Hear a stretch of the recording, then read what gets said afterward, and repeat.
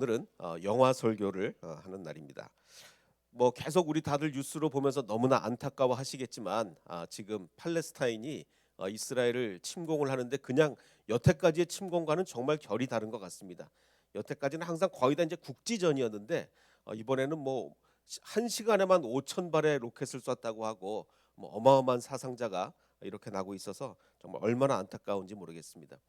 그래서 이제 이스라엘이 공격을 받자 이스라엘 절대로 가만히 있지 않죠. 그래서 또 대대적인 이제 보복을 하게 되는데 뭐 양측의 사상자가 뭐 벌써 1만 명이 넘었고 정말 엄청난 피해자가 더군다나 이 어린 아이들이 왜 이렇게 많이 죽는지 모르겠습니다. 너무나 안타까운 이렇게 상황이 많이 벌어지고 있는데 그래서 지금 도대체 이것을 우리가 어떻게 해석할 것인가, 어떻게 이해를 해야 될 것인가 많은 고민이 있습니다. 그래서 제가 그 지난번에 우리 창세기 강의할 때 말씀을 한번 드린 적이 있는데 창세기 16장 12절을 보면 이스마엘 이제 우리 아랍 사람들은 이스마엘의 후손 아니겠습니까? 이스마엘에 대한 예언이 있죠. 이 예언을 우리가 어떻게 해석해야 되느냐가 굉장히 큰 문제입니다. 왜냐하면 이게 워낙 고대 언어죠. 뭐 그래도 신약 성경인 헬라어만 해도 번역이 훨씬 그 용이한 게 뭐냐면 성경 말고도 헬라어로 된 2000년 전 문서가 엄청나게 많아요. 그러니까 성경만 있는 게 아니라 성경 외에도 헬라어로 기록된 2000년 전 문서가 굉장히 많기 때문에 그 문서들을 참고해서 번역이 가능하단 말이에요. 근데 히브리어는 구약 성경은 정말 어렵습니다. 왜냐하면 그때 당시에 히브리어로 된 문서가 성경 외에는 없어요. 이 굉장히 오래된 문서거든요.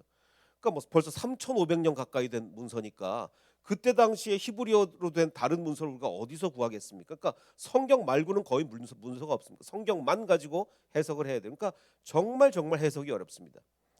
그래서 이제 16장 12절을 보통은 어떻게 해석을 하냐면 보통 성경은 어떻게 번역이 돼 있냐면 이렇게 번역이 돼 있죠. 이스마엘 너는 네 후손은 정말 다 싸움꾼이 될 것이다. 뭐 여기저기 치고받고 싸울 거다. 그래서 그가 사람 중에 들나귀 같이 되리니 그의 모든 손이 사람을 치겠고 그렇잖아요. 지금 이 그 이슬람을 믿는 사람들이 얼마나 막 사방에 싸우고 다닙니까? 모든 사람의 손이 그를 칠지며 그가 모든 형제와 대항해서 살리라. 뭐 이런 이제 이렇게 번역이 돼 있습니다. 자, 그런데 이게 워낙 고대 히브리어기 때문에 완전히 다르게 번역이 가능한 거예요. 완전히 다르게. 어떻게 번역이 가능한 거냐?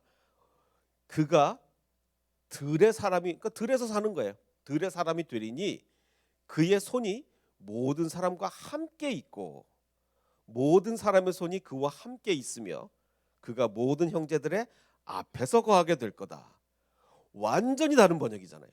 하나는 정말 이 이스마엘의 후손은 완전 싸움꾼이 돼가지고 여기서 저기서 완전 치고받고 정말 문제아가 될 거다. 이런 번역이 가능한가 하면 다른 번역은 그가 뭐 들에서 살고 모든 사람과 함께 있고 모든 사람의 앞에 있을 거다. 와 180도 다른 번역인 거예요. 그런데 이제 우리는 거의 대부분 성경을 보면 어떻게 번역이 돼 있습니까? 첫 번째 번역. 왜냐하면 우리가 얼마나 지금 이 이슬람 사람들이 테러를 일으키고 그리고 우리가 잘 알기 때문에 다 첫 번째 번역을 하지 두 번째로 번역하는 건 없어요. 자, 근데 어쨌든 둘 다 번역이 가능하단 말이에요.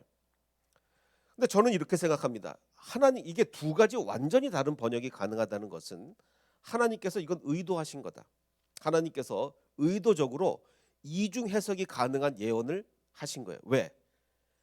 이 이슬람 사람들과 이 유대인들 그리고 기독교인들이 어떻게 행동하느냐에 따라서 첫 번째 번역으로 될 수도 있고 두 번째 번역으로 될 수도 있는 거죠. 그래서 이스마엘이 하나님을 바르게 믿으면 첫 번째가 아니라 두 번째 번역이 될 거예요. 또 아브라함과 그 이삭의 후손들이 정말 잘 행동하면 첫 번째 번역이 아니라 두 번째 번역이 될 겁니다. 세계는 평화로워질 거고 이스마엘의 후손들과 유대인들이 정말 화해스러운 분위기에서 잘 살아가면서 이 세상은 평화로울 거예요. 그런데 잘못하면 첫 번째 번역처럼 맨날 치고받고 싸우고 전쟁하고 이렇게 된단 말이죠. 오늘 그 얘기를 좀 해보겠습니다. 자, 어떤 영화를 고를까 좀 굉장히 고민을 많이 하다가 러시아 분입니다. 비탈리 칼로예프라는 러시아 분인데 이분의 실제 이야기를 요건 이제 실제 인물이고 이분에 대한 그 연기를 누가 했냐면 그 유명한 아놀드 스왈제네거가 이제는 더 이상 근육질의 이 연기 배우가 아닙니다.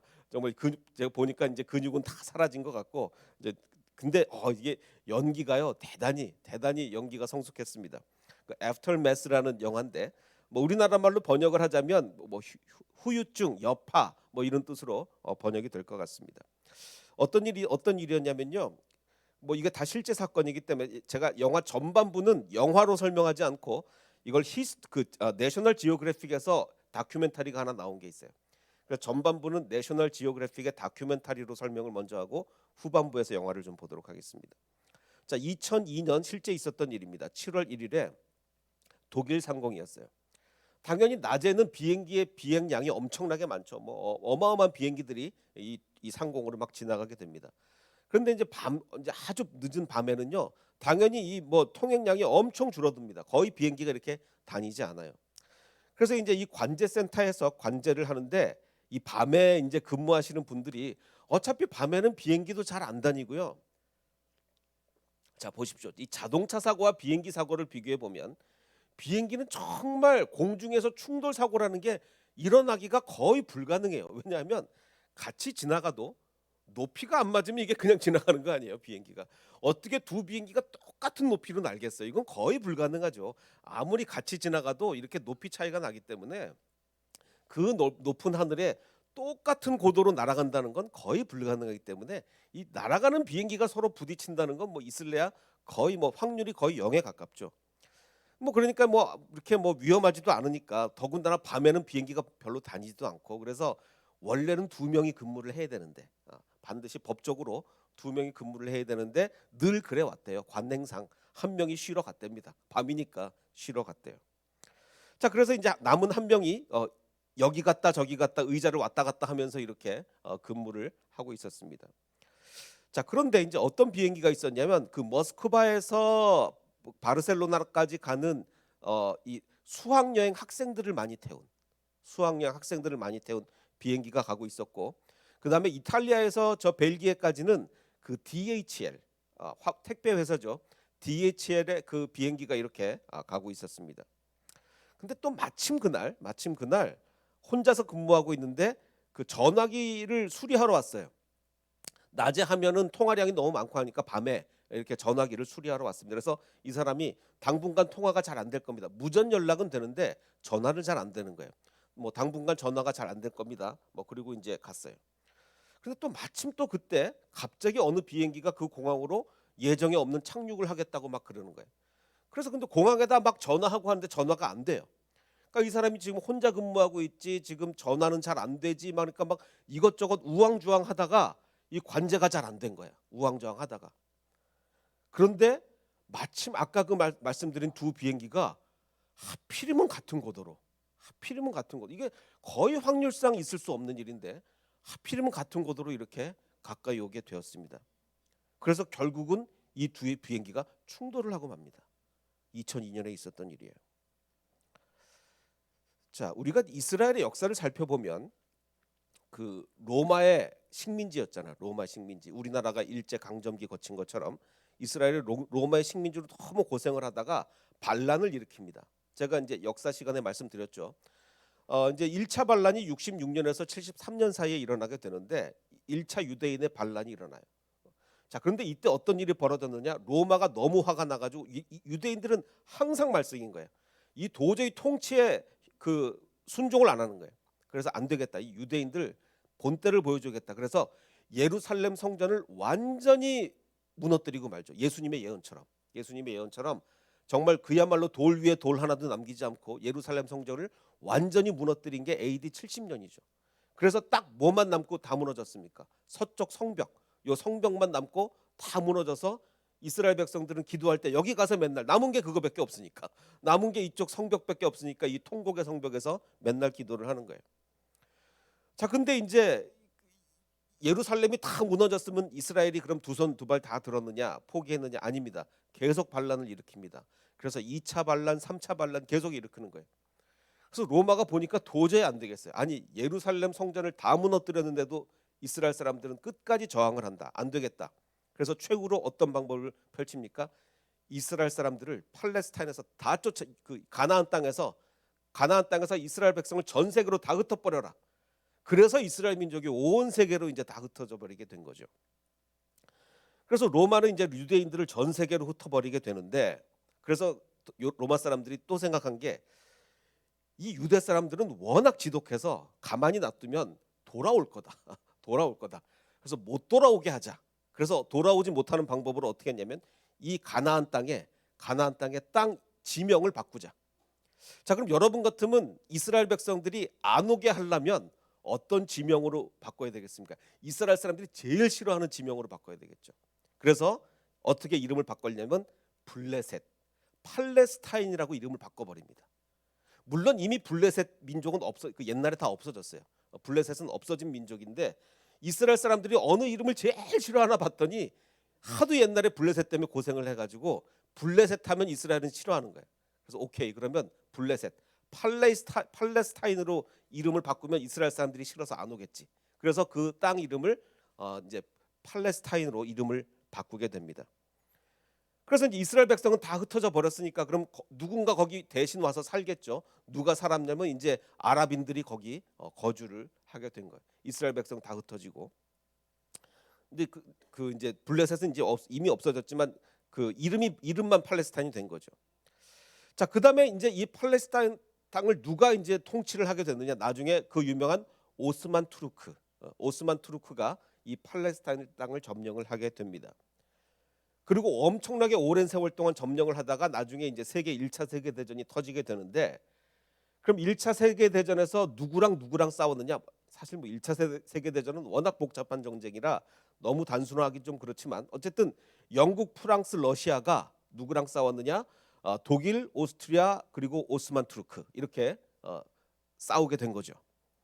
자, 그 중에서 이제 우리가 누구를 주목을 해야 되냐면 영국과 오스만 투르크를 좀 주목을 할 필요가 있습니다. 왜냐하면 자, 이제 이 오스만 투르크가 이 엄청나게 넓은 지역을 점령하고 있었는데 그 중에 이제 이 팔레스타인 가나안 땅이 있었던 거죠.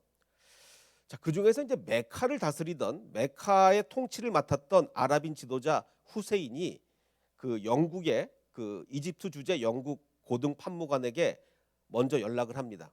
뭐라고 연락을 하냐면 이 사람들 사이에 이제 편지들이 막 주고 가요. 편지들이 막 뭐 거의 뭐 10개인가 이렇게 막 왔다 갔다 하는데 우리를 좀 우리랑 딜을 하자. 딜. 어떤 딜이냐? 그래서 영국이 이렇게 얘기해. 오케이. 그럼 니네가 전체적으로는 오스만 제국 안에 있는 이 아랍인들인데 니네가 오스만 제국의 등에 칼을 꽂아라. 니네가 반란을 일으켜서 오스만 제국을 공격해서 우리가 전쟁을 이기는데 도움을 주면, 영국이 이기는데 도움을 주면 나중에 전쟁 이기고 난 다음에 팔레스타인 땅 니네 줄게. 이렇게 그 협의를 맺습니다. 그러니까 전체적으로 지금 오스만 제국 안에 이 아랍이 있는 거예요. 그래서 아랍 사람들한테 니네가 오스만 제국의 반란을 일으켜라. 그래서 우리가 이 1차 세계대전 다 끝나고 나면 팔레스타인 땅에 니네 독립하게 해줄게. 이렇게 이제 협약을 맺었어요. 자, 그러는 와중에 또 영국이 계속 전쟁을 하는데 돈이 모자라요. 전 세계에서 돈 제일 많은 민족이 어디입니까?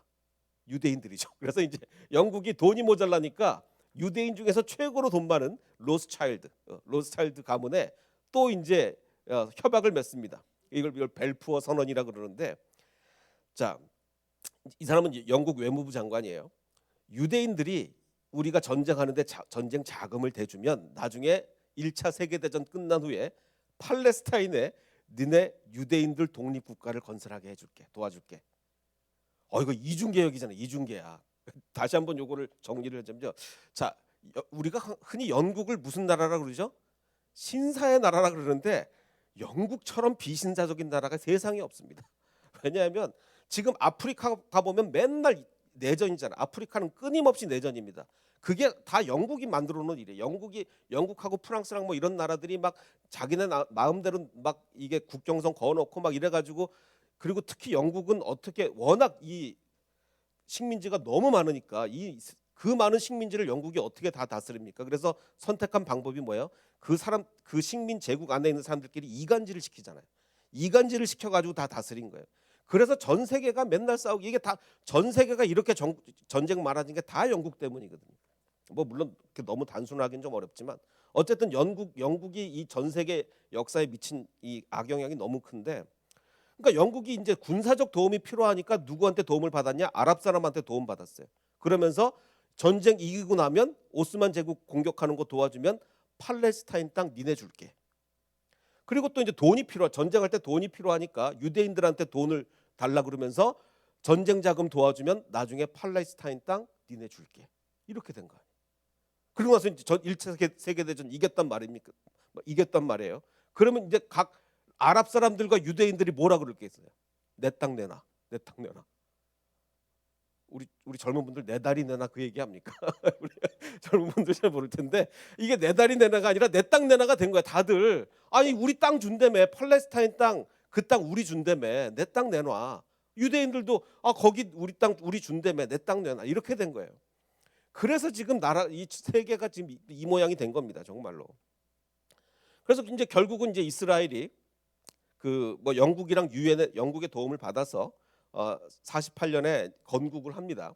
그리고 나서 이제 또 영국은 골치 아프니까 아 우리가 해결 못하겠다. 유엔에서 알아서 해라. 뭐 유엔한테 떠넘기고 막 그냥 뭐 아주 뭐 긴 이야기가 있는데 그걸 뭐 다 이제 정리를 하면 여러 차례 전쟁과 분쟁을 거치면서 그 유대인들이 아랍 사람들을 저 변두리로 몰아냅니다. 좋은 땅 유대인들이 다 차지하고 좋은 땅 이렇게 보면 좋은 땅을 유대인들이 다 차지하고 아랍 사람들을 양쪽으로 몰아내요. 가자 지구하고 그 웨스트뱅크 쪽으로 이렇게 몰아냅니다.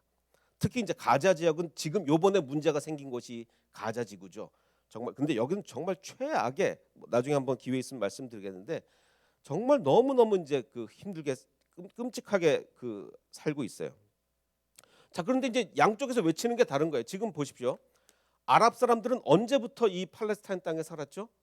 유대인들이 로마 제국에서 전 세계로 쫓겨간 다음부터. 그러니까 몇 년 동안 살았어요. 아랍 사람들. 2000년 동안 살았어요. 2000년. 2000년 동안 팔레스타인 땅에 살고 있었어요. 근데 유대인들이 쫓아냈어요. 자, 그래서 이제 아랍 사람들이 이렇게 얘기하는 거예요. 2000년간 우리가 살아온 땅이고 영국으로부터 우리는 독립을 보장받았다. 근데 유대인들은 뭐라 그래요? 야, 그 땅 원래 누구 땅인 줄 알아? 하나님이 우리한테 주신 땅이야. 언제? 몇천 년 전에. 이제 그러면서 하나님이 우리한테 주신 땅인데 우리도 영국으로부터 독립을 보장받았다. 이러면서 이제 난리가 난 겁니다. 난리가 난 거예요. 제가 벌써 20년 전인데 그 한 세미나에 참석을 한 적이 있었어요. 뭐 이건 뭐 영원히 분쟁이 있으니까 이스라엘하고 아랍 사람이 왜 이렇게 싸우냐. 그 세미나 한번 참석한 적이 있었는데 실제로 이 가자 지구로 쫓겨난 그 아랍 사람이 참석을 했어요. 거기. 그러면서 자기 집안 얘기를 하더라고요. 우리는 그 2000년 동안 이 팔레스타인 땅에 평화롭게 살고 있었는데 갑자기 유대인들이 들이닥치더니 총칼로 우리를 쫓아내더라 이거야. 그래서 우리 가족은 유대인들에 의해서 총칼로 정말 하루하루 살기가 너무나 척박한 가자 지구가 쫓겨가서 우리는 거의 비참한 삶을 살고 있다. 뭐 이런 얘기를 하는 거예요. 그러니 우리가 가만히 있을 수가 있겠냐? 우리는 테러를 해서라도 우리는 그 땅을 찾을 수밖에 없다. 내 친구도 죽었고 막 이렇게 얘기를 하는 거야. 그러니 우리는 피해 복수를 할 수밖에 없다. 근데 또 유대인들 입장에서는 이거 하나님이 주신 땅인데 그러니까 피해 복수가 또 다른 피해 복수를 낳고 그 또 다른 피해 복수를 낳고 우리가 보면은 이게 아이들까지 죽이는 게 이해가 안 가죠. 정말 이해가 안 가는데 이 사람들은요 거의 제정신이 아닌 거예요. 계속해서 피를 흘리고 뭐 내 친구도 죽고 뭐 부모도 죽고 막 이러다 보니까 상대방이 이스라엘 사람들이 사람으로 안 보이는 거예요. 마귀로 보이는 거 마귀로. 그러니까 이 팔레스타인 사람들은 이스라엘 사람들이 사람으로 안 보입니다. 마귀로 보여 마귀로. 그러니까 애들까지 죽이는 거예요. 또 유대인들도 저 마귀 새끼들 뭐 이러면서 지금 이렇게 하는 거예요. 그럼 저는 어디 쪽 편이냐? 아 저는 당연히 목사니까 하나님이 만들어 주신 세우시는 나라 이스라엘 편이긴 합니다만 당연히 이스라엘 편이죠. 그런데 역사적으로 너무 문제가 많다는 거예요. 이스라엘 편이지만 역사적으로 너무 문제가 많은 거죠. 그 이야기로 다시 돌아봅시다. 이제 그 아까는 제가 그 내셔널 지오그래픽에서 만든 그 다큐멘터리 영화로 돌아오 보면 그 중에 한 희생자가 있었어요. 자기 아내와 딸을 잃은 희생자가 있었습니다. 그래서 이 사람이 하루하루를 살아가기 너무 힘든. 그래서 일단 그 비행기 그 사고 현장 수습하는 자원봉사, 자기 신분을 속이고 유가족이라는 걸 속이고 희생자 그 이 뭐죠 잔해를 수습하는 자원봉사를 나가게 됩니다. 이건 영화의 장면이고 이건 실제 장면이에요. 실제 잔해입니다. 그 중에서 수습하면서 자기 딸의 시신을 발견을 하고 이렇게 오열을 하게 됩니다.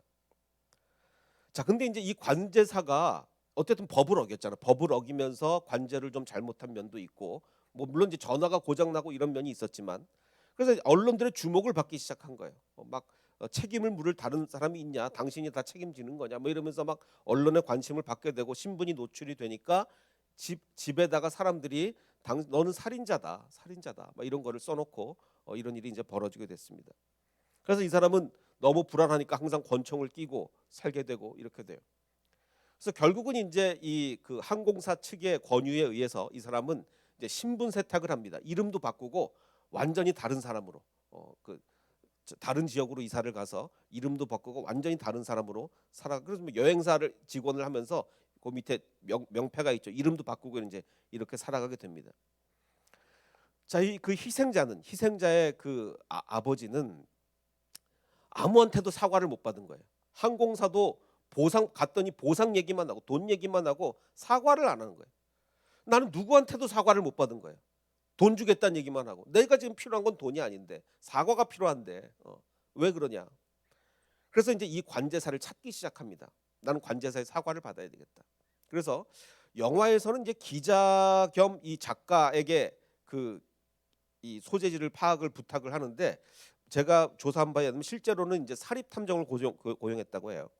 어쨌든 그래서 이제 결국은 이제 이 사람이 그 이름 바꾸고 그 사람을 찾아냅니다. 근데 이제 좀 의심이 가죠. 당신 이 정보를 이 사람 이름이랑 이거를 주소를 좀 옳게 쓰면 좋겠다라고 하니까 이 사람 뭐라고 얘기하냐면 내가 원하는 건 사과밖에 없다. 난 그 사람을 찾아가서 사과를 받아야 되겠다. 이렇게 얘기를 합니다. 그래서 결국 이제 그 사람을 찾아갑니다. 찾아가요. 그런데 이제 이렇게 그 자기 가족의 사진을 보여주면서 이 사진을 봐라. 나는 당신의 사과를 받으러 왔다. 사과해야지. 당신이 죽인 거 아니냐. 사과를 해라. 라고 하니까 이 사람은 그건 사고였다. 그 전화가 고장나고 뭐 관제사가 한 명밖에 없었고 이게 사고였는데 그걸 왜 나한테 그러냐. 라고 하다가 결국은 이 사람이 분에 못 이겨서 가지고 있던 흉기로 이 사람을 찌르게 됩니다. 그래서 이 사람은 결국 사망을 해요. 사망을 하는데 마침 그때 아내와 가족, 아이들이 있었습니다. 그 현장을 지켜보게 되죠. 그래서 이 사람은 결국 법의 판단으로 감옥에 갇히게 되고 이 사건이 워낙 좀 큰 사건이었기 때문에 우리나라 신문에도 났습니다. 이 사람이 8년형을 받았다는 것을 한국 신문에도 이렇게 났어요.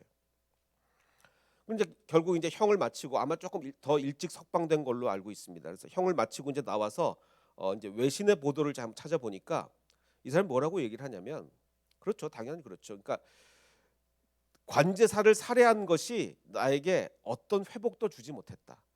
그 사람을 죽이면 내 마음이 편해질 줄 알았는데 죽여도 편해지지가 않았다는. 그렇죠. 복수한다고 마음이 편해지겠습니까? 복수한다고 결코 마음이 편해지는 게 아니에요. 그가 이제 스스로 이렇게 고백을 하는 거죠.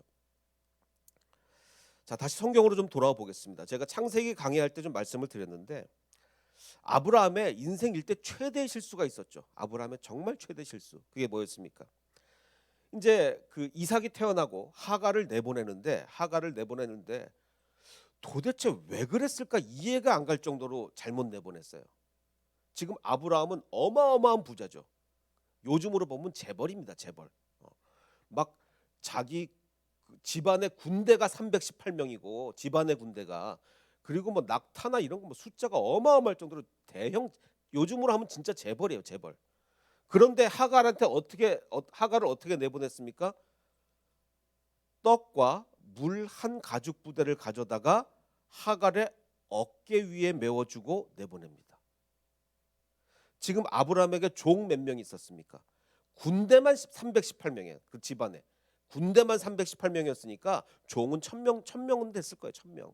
아니 1000명 중에 있는 종 중에 그래도 자기 아들을 가진 여잔데 한 10명 못 내줍니까? 그리고 318명의 군사 중에서 저라면 호위할 군사 한 20명하고 종도 한 2, 30명 딸려 보내가지고 낙타도 한 3, 40마리 해가지고 이렇게 보내면 얼마나 좋아요. 낙타 한 마리 없이. 자 보십시오. 이 사막에 한 여인이 낙타 한 마리 없이 한 명의 남자도 없이 떡과 물 한 가죽 부대를 어깨에 메고 가서 사막에서 살 수가 있겠습니까? 이거는요, 너 가서 죽어라 라는 얘기가 요만큼도 다를 바가 없어요. 그냥 너 가서 죽어라, 안 되겠다. 너는 그냥 죽어라, 이 얘기예요. 죽으라고 내보낸 거예요.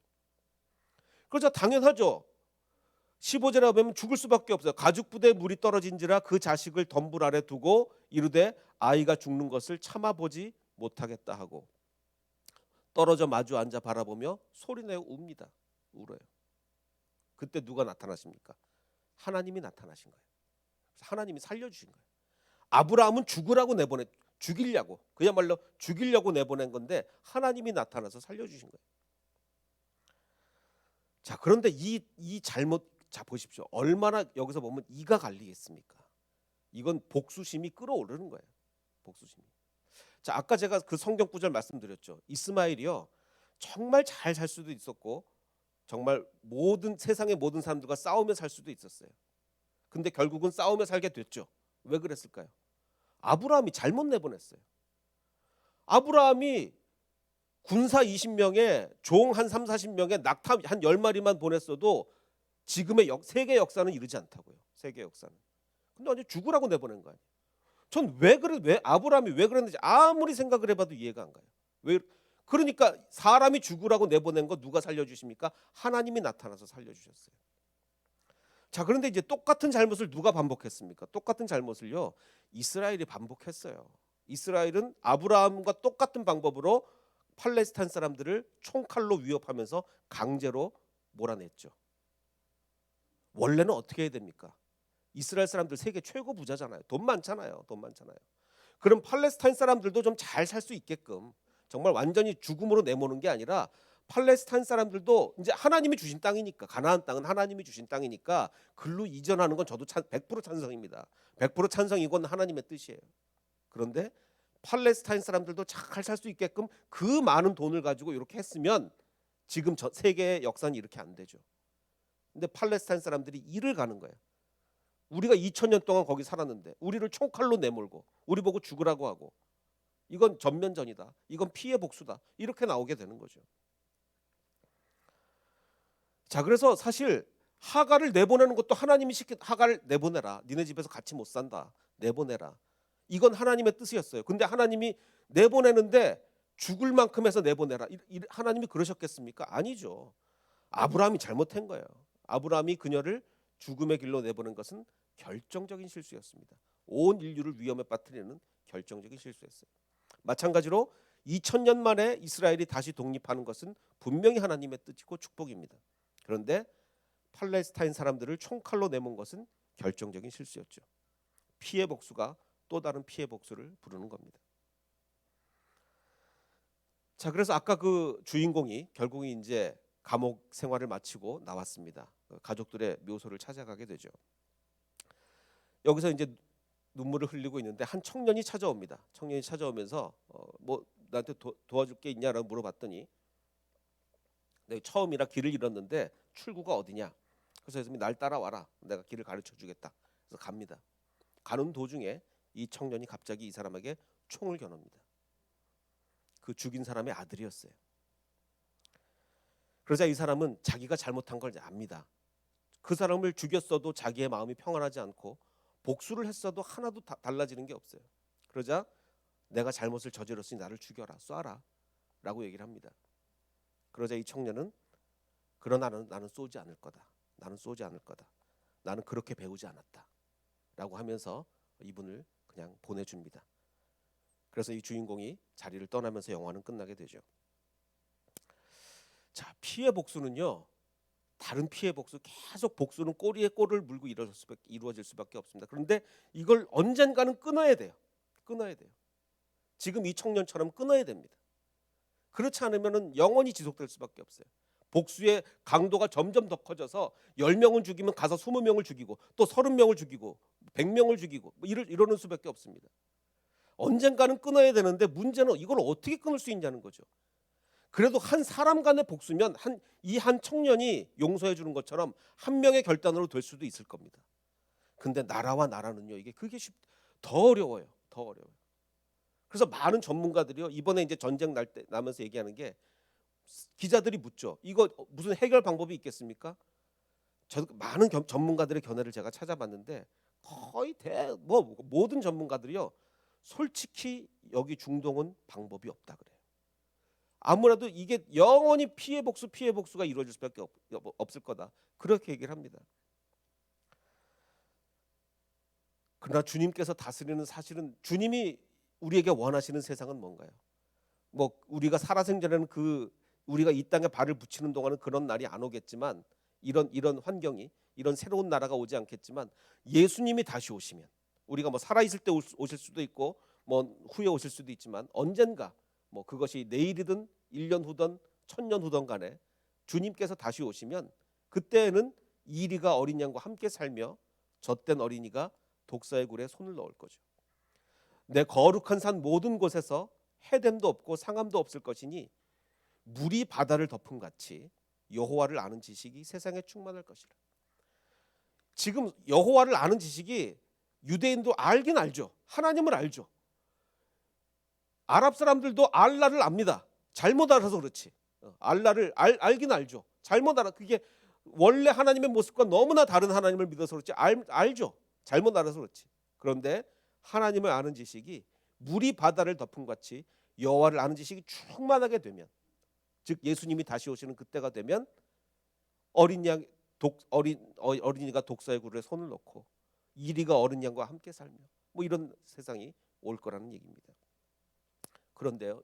물론 마지막 날은 이렇게 되겠지만 그렇다고 우리가 손 놓고 포기할 겁니까? 아닙니다. 뭐 이스라엘 역사는 우리가 어떻게 할지 모를지도 있습니다. 그러나 우리 개인은 어떻겠습니까? 혹시 여러분 가운데 원수가 있습니까? 정말 복수하고 싶은 사람, 정말 망했으면 좋겠는 사람, 그런 사람이 있습니까? 저도 이제 그 목사가 된 후에 신앙이 좀 이렇게 성숙해 가면서 정말 용서가 얼마나 중요한 것인지 저도 깨닫게 됐어요. 그래서 저는 모든 사람을 용서하기로 결정했습니다. 그래서 물론 뭐 용서라는 게 내 입장이 어떻게 보면 제가 잘못될 수도 있는데 어쨌든 제 입장에서는 모든 사람을 용서하기로 했어요. 그래서 뭐 여러분들한테 말씀을 안 드렸지만 제가 이전 교회에서 사역할 때 강사로 모신 분 중에 한 명이 저랑 원수였던 분이 있어요. 저랑 완전히 정말 원수였던 분이 있는데 제가 그분을 그분은 사실 뭐 저를 용서해야 될지도 모르겠지만 제 입장에서는 그분을 다 용서하고 그분을 저기 교회 제 강사로 모신 적이 있어요. 앞으로도 저는 저랑 원수진 좀 사이 안 좋은 목사님들 있으면 다 이렇게 초청하려고 합니다. 그래 우리가요 이게 아까 그분 얘기 보셨죠? 복수한다고 달라지는 거 아무것도 없습니다. 복수한다고 행복해지면 복수 더 해야죠. 아닙니다. 복수하면 할수록 더 불행해져요. 용서밖에 없어요. 용서밖에. 근데 그건 언제 가능합니까? 마지막 날에 완전히 다 가능할 것이고 지금은 어떻게 가능하죠? 성령님이 오셔야만 가능해집니다. 인간의 힘으로 그게 안 돼요. 인간의 힘으로 어떻게 용서합니까? 용서 못합니다. 용서 못해요. 성령님이 우리를 만져주시고 성령의 충만함이 있어야 되는 거지 인간의 힘으로 안 되죠. 그래서 우리가 구할 것은 아까 우리 찬양한 것처럼 허무한 시절 지날 때 깊은 한숨 내쉴 때 얼마나 우리 생활이 탄식스럽고 얼마나 좌절스럽습니까? 분노에 가득 차 있고 우리에게 정말 원수 같은 사람들이 많이 있습니까? 그러나 성령님이 오시면 용서할 수 있습니다. 정말 용서함으로 모든 마음의 평안을 얻게 되는 저와 여러분이 되시기를 주님의 이름으로 축원합니다.